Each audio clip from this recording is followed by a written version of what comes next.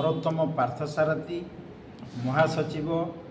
शिक्षक एवं employees pensioner federation जेहेतु सारा भारत वर्षर 25टा राज्य जे स्वास्थ्य भत्ता एवं स्वास्थ्य बीमा प्रचलन कले किंतु ओडिशा सरकार एपर्यंत कर्णपात करूना शिक्षक आमर कर्मचारी प्रति अवहेला प्रदर्शन करुँच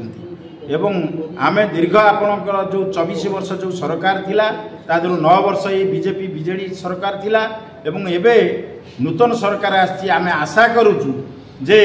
जो सुप्रीम कोर्ट एबे मध्य हमर गोटा ये रे राय देछि जे हमर जो कम्युटेशन जोटा कि 15 वर्ष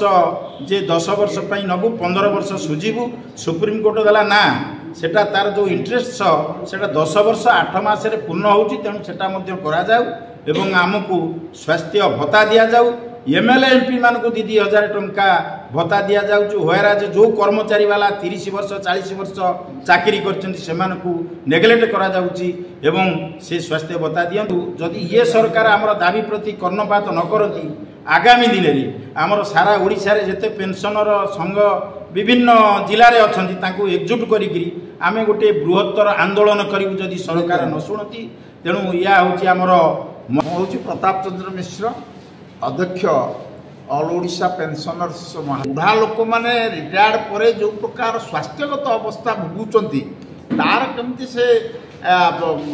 निराकरण करें आमको चिकित्सा भत्ता देवे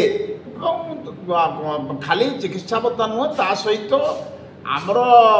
रिटायर्ड गवर्नमेंट एम्प्लॉई जो मैंने अच्छा भेरियस समस्या अच्छी 18 मासर कोरोना समय 18 मासर डीए आमर बंद कर रखा से आज पर्यंत मिलला ना ता सहित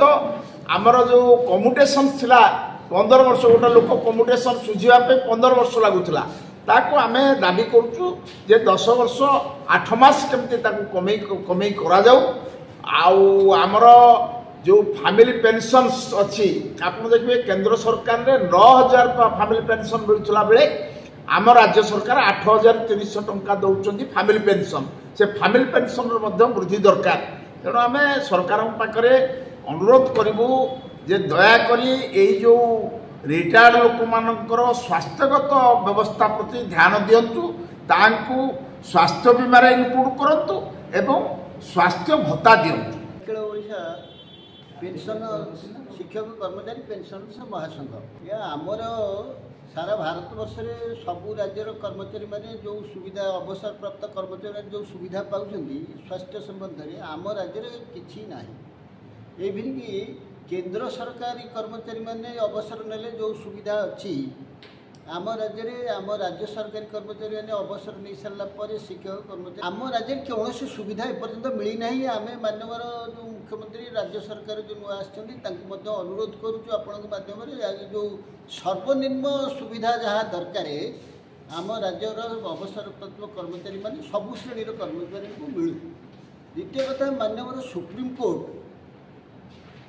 तीन थर राय दे सारे विभिन्न डीएस नाकरा केस हजारिया केस विभिन्न case supreme court apex court मानते